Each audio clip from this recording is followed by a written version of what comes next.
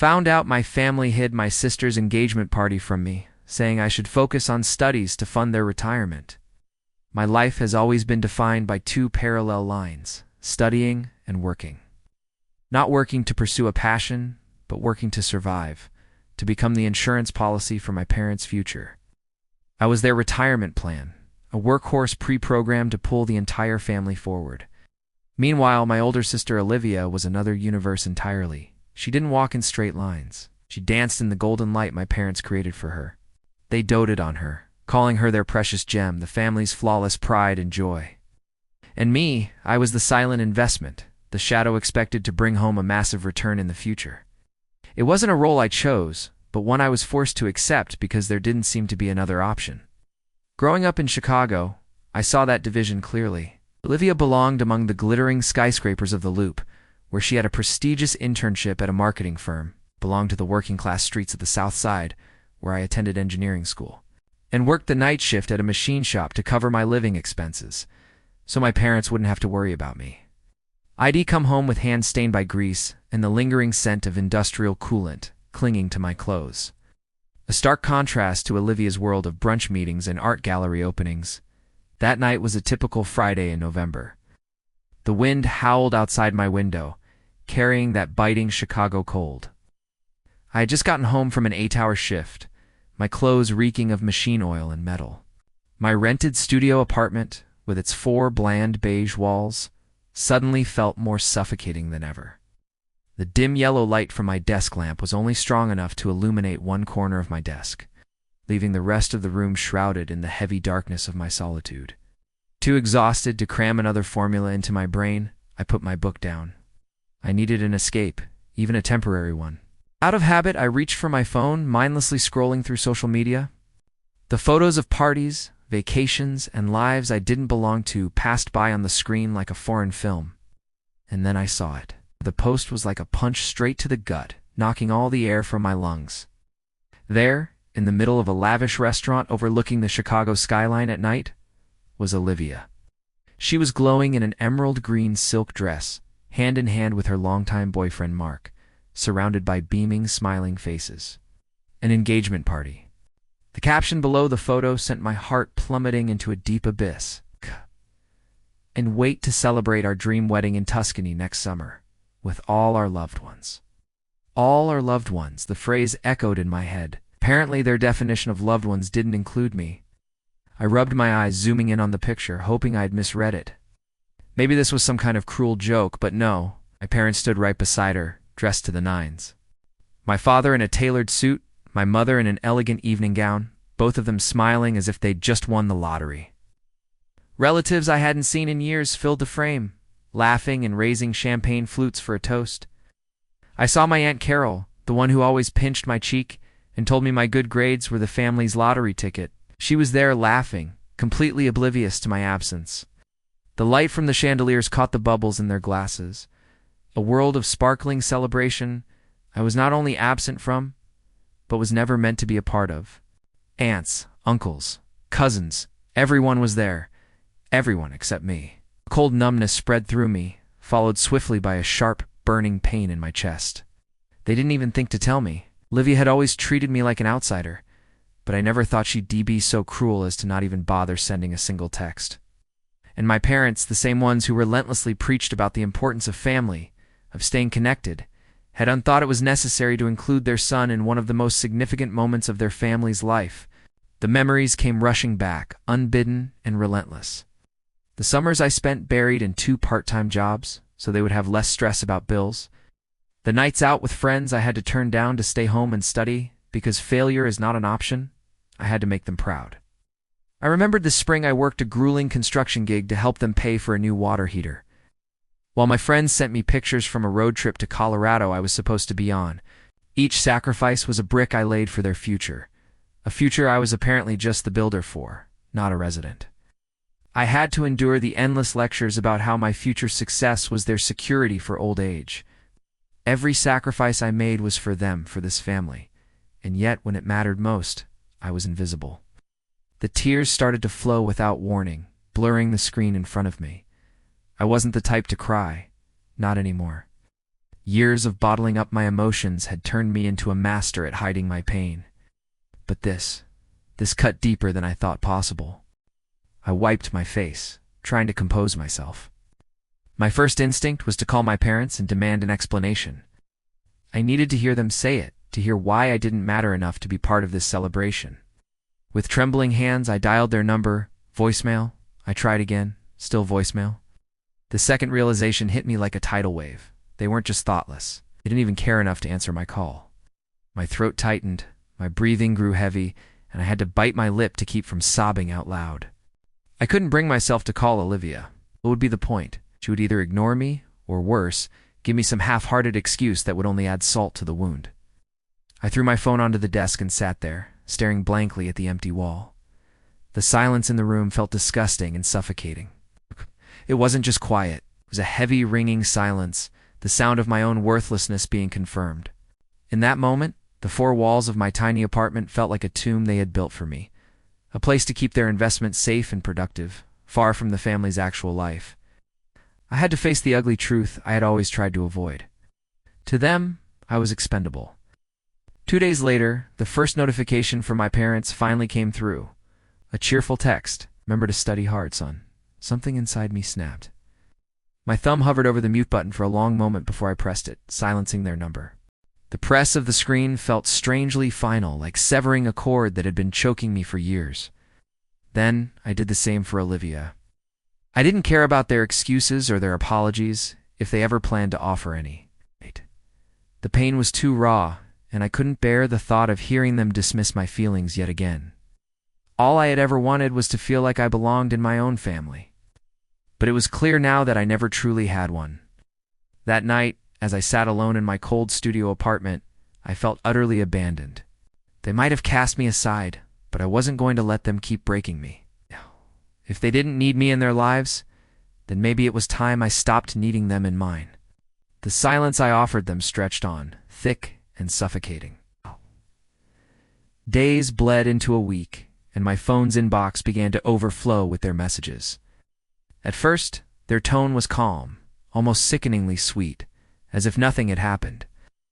They wanted to know why I hadn't returned their calls, why I was being so quiet. My mother sent texts peppered with heart emojis, mentioning how they were worried and hoped I wasn't stressing too much over my midterms. But that flimsy act of concern quickly crumbled, giving way to their true nature, passive-aggressive manipulation. My mother's texts, now sharper, started hinting that I was being ungrateful. She would send long paragraphs listing everything they had ever done for me, how they'd supported me through college, a lie my scholarship and job covered everything, the roof they'd put over my head as a child, the meals they'd provided.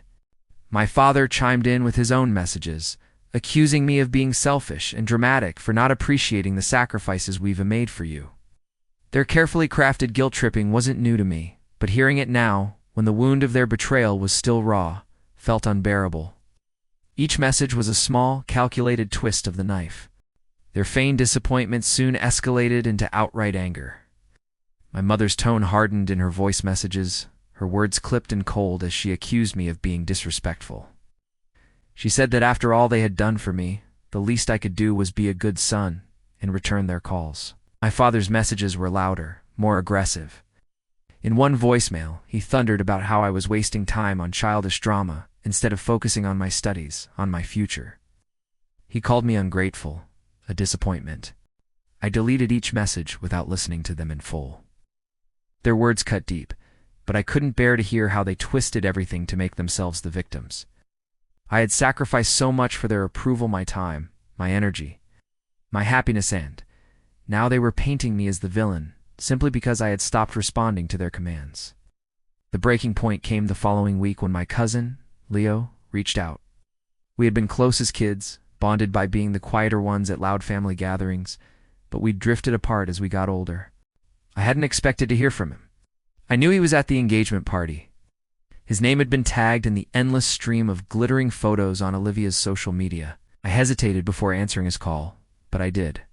He sounded hesitant, almost nervous, as he asked why I hadn't been at the party. I told him the simple, brutal truth: I wasn't invited. He could hear the barely suppressed anger in my voice. There was a long pause on the line before he spoke again, his voice cautious, like he wasn't sure if he should say what he was about to say. He told me he'd overheard my parents discussing me at the party. It wasn't just that they forgot.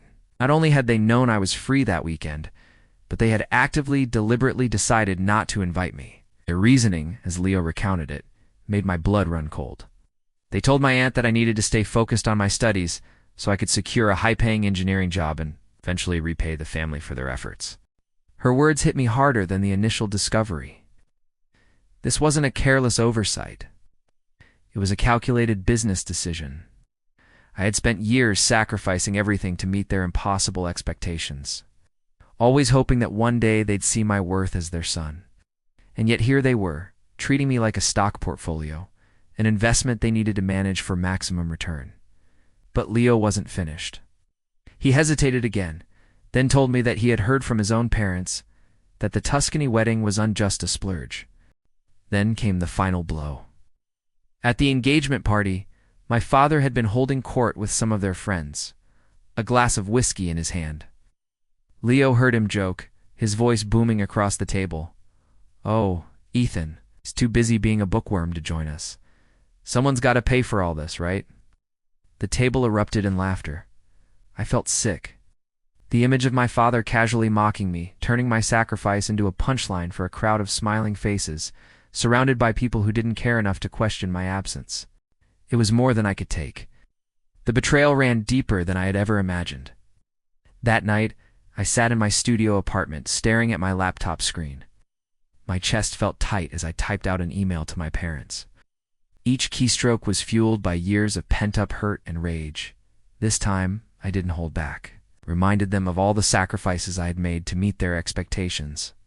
I wrote about the summers I spent working instead of enjoying my youth, the late nights I stayed up studying while they poured all their attention and resources on my sister, and the countless times I pushed my own needs aside to make their lives easier. I asked them how they could possibly justify excluding me, their son, from such an important family milestone, only to then use me as a joke. Did they ever stop to consider how their decisions affected me? Or was I nothing more than a tool to them, a means to an end? The message wasn't a plea for reconciliation. It was a demand for accountability. When I hit send, I didn't feel relief.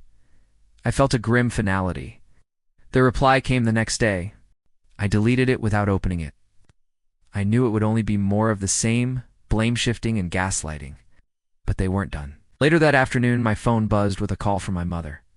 I hesitated, my thumb hovering over the decline button, but I decided to answer. Irv. Her voice was cold, barely masking her annoyance. She launched into a monologue about how disappointed they were in me, how they couldn't believe I would abandon my family over something so trivial. She insisted that the wedding wasn't about me, so I had no right to feel excluded. I interrupted her. "You're missing the point entirely," I said, my voice steady. "It isn't just the wedding, it's everything. Years of being overlooked, dismissed, and treated like an afterthought. How would you feel if the roles were reversed? If I excluded you from something so important without a second thought?" Her response was as predictable as it was infuriating. "You're being dramatic. I have no reason to make such a big deal out of this. You're letting your emotions cloud your judgment."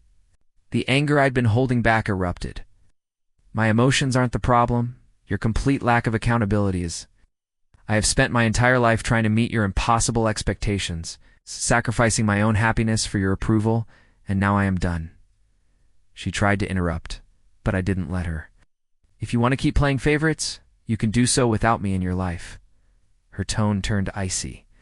She accused me of being selfish, of throwing away my family over a misunderstanding. I laughed, a bitter, hollow sound. "The only misunderstanding here is your belief that I would tolerate your behavior any longer." I hung up before she could respond. Not 5 minutes later, my phone rang again. This time it was my father. His tone was harsher, more confrontational. He accused me of being ungrateful and disrespectful, of dishonoring the family. I matched his tone. "Respect is earned, not demanded," I shot back. I reminded him of all the sacrifices I had made for the family, sacrifices that went unacknowledged. While my sister was showered with praise for doing the bare minimum, his response was to deflect, as always. "Life isn't fair, Ethan. You need to toughen up. The wedding isn't about you. You need to get over yourself." That was the last straw. I told him that I was done trying to earn their approval and that they could save their lectures for someone who actually cared. I thought I was done, but my sister decided to insert herself into the situation. Olivia called me later that evening, her voice dripping with fake concern. "Ethan, I don't understand why you're so upset," she began. "I just assumed you wouldn't care about the wedding since you were always so busy with school." I couldn't hold back my frustration. "Your assumption is just another example of how little you and the rest of this family value me," I said, my voice rising. "You are a lazy, entitled brat who has never worked for anything in her life. You owe our parents for everything they have given you, including your party and your ridiculous wedding. So you'd better be ready to step up when they come knocking for help in their old age." Her tone shifted instantly, becoming defensive. "You're just jealous. You're trying to ruin my happiness." I laughed while she was talking, a raw, genuine laugh of disbelief. "Ruin anything, I don't have to. You and our parents are doing a fine job of that, all on your own." Before she could respond, I hung up. I blocked all their numbers. I felt free. Free from their expectations, their manipulation, and their constant reminders of my supposed inadequacy. I didn't need their approval. I didn't need their love. I had spent my entire life chasing something they were never willing to give, and now I was finally ready to stop running. They had made their choice, and now I was making mine. Months passed in a quiet blur of work and study. The constant gnawing feeling that I was never enough, that my accomplishments were never worth celebrating, was slowly being replaced by a calm, steady peace. The silence from my family was no longer a painful void, but a protective wall I had built for myself, brick by brick. I had started my internship at a prestigious aerospace engineering firm, a connection one of my professors had helped me secure. The work was demanding, pushing my knowledge to its limits, but I was thriving. For the first time in my life, I felt seen. I was recognized for my ideas, for my work ethic, for the contributions I made on my own, not because of my family or the image they tried to force upon me. My project manager had already mentioned the possibility of a full-time position after graduation, a future that felt like a huge leap forward, a future I had earned. It wasn't the gilded path they had imagined for me, but it was mine, and that made all the difference. I kept my distance from everything related to my parents and Olivia. I knew they would keep trying to pull me back into their world of expectations, manipulation, and guilt, and I refused to give them the power to make me feel small again. If they couldn't respect me when I was struggling to meet their demands, they didn't deserve to be around now that I was succeeding on my own terms. I had deleted their numbers and blocked their profiles. I was done. Then one afternoon in late spring, I ran into an old family friend at a coffee shop in a neighborhood I used to frequent. I hadn't expected to see anyone I knew, but there she was, Mrs. Gable, one of my mother's closest friends and the unofficial town crier of our social circle. She recognized me immediately, her eyes widening in surprise. "Ethan, my goodness. Look at you. How are you doing, dear?" We started with the usual small talk.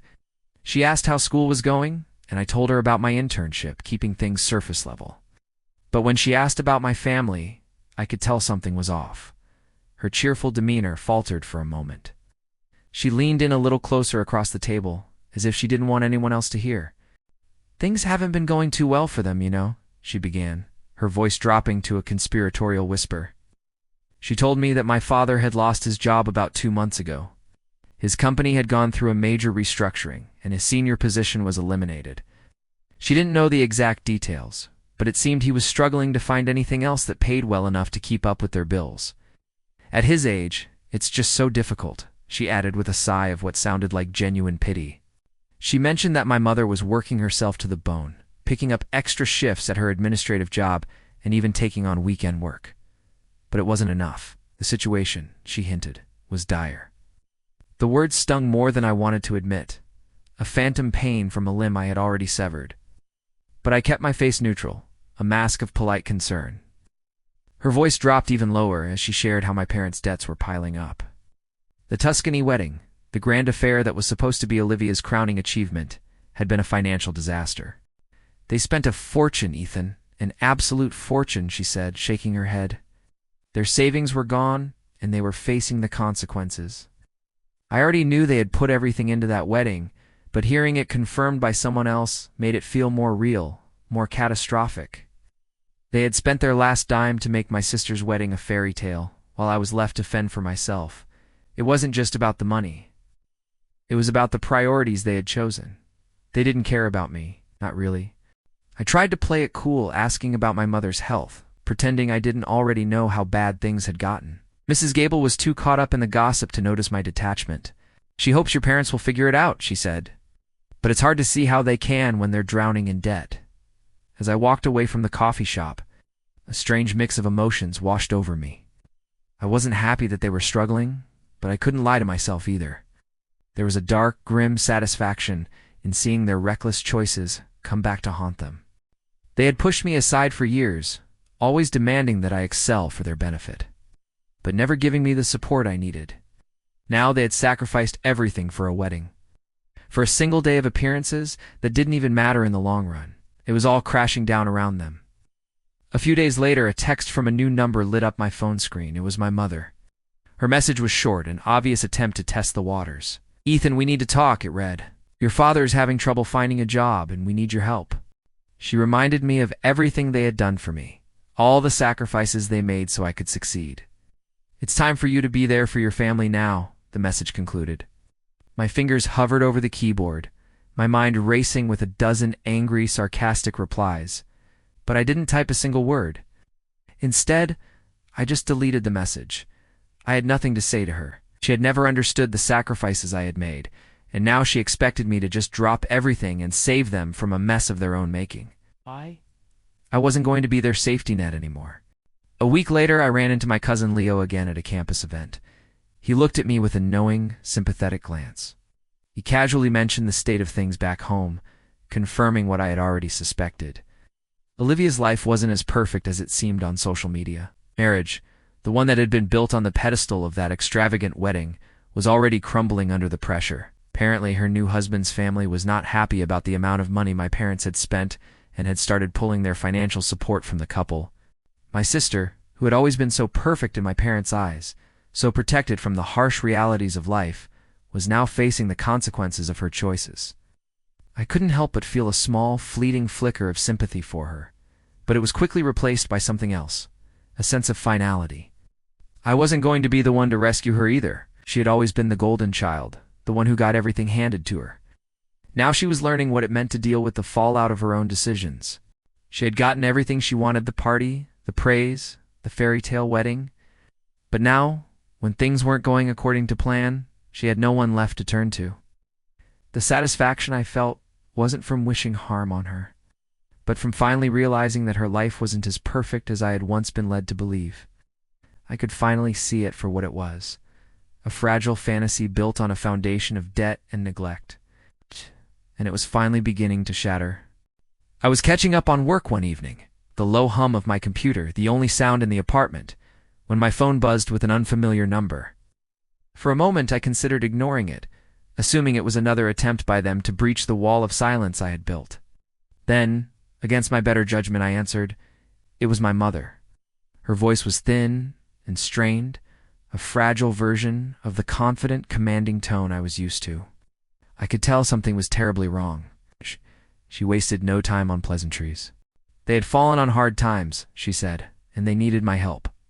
She recounted their situation in a rushed, desperate monologue, how their financial situation had spiraled out of control, how the wedding had drained every last cent of their savings, and how my father's job loss had left them struggling to even make the mortgage payments.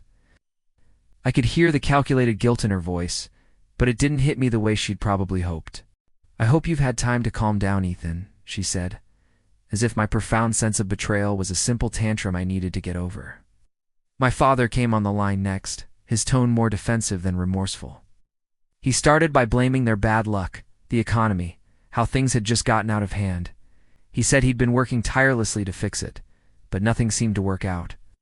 "We don't know who else to turn to," he admitted, his voice cracking with a frustration that sounded more like wounded pride than actual sorrow. "You're our only hope, son." His words sent a wave of disgust through me. I listened for another moment, letting them talk themselves in circles. There was no apology, no acknowledgement of the pain they had caused.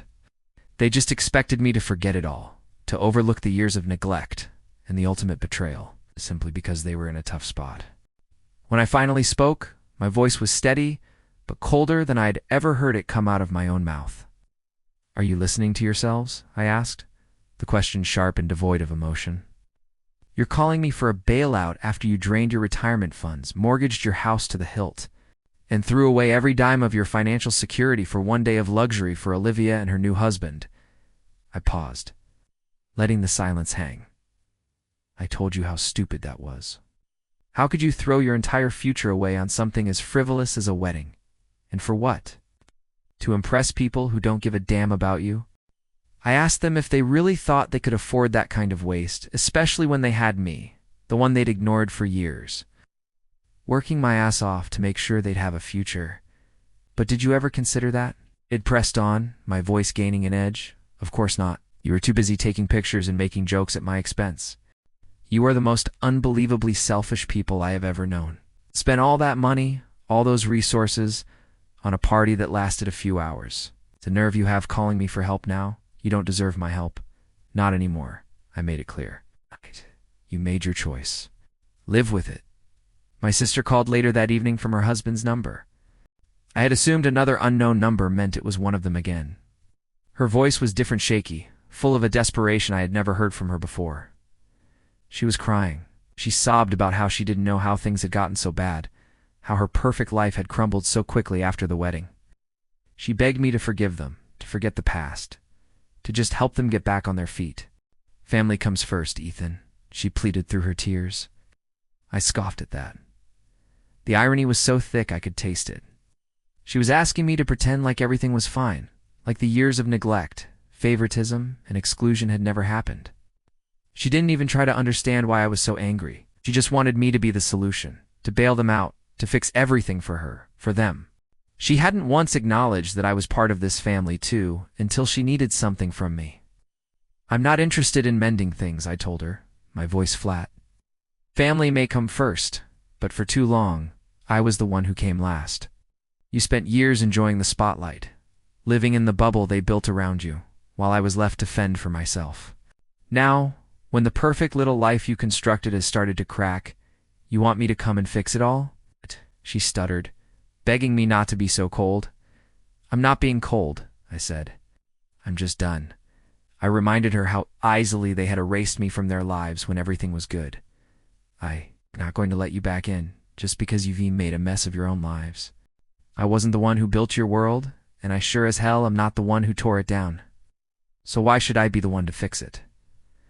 I hung up before she could say anything else. In the days that followed, I got everything.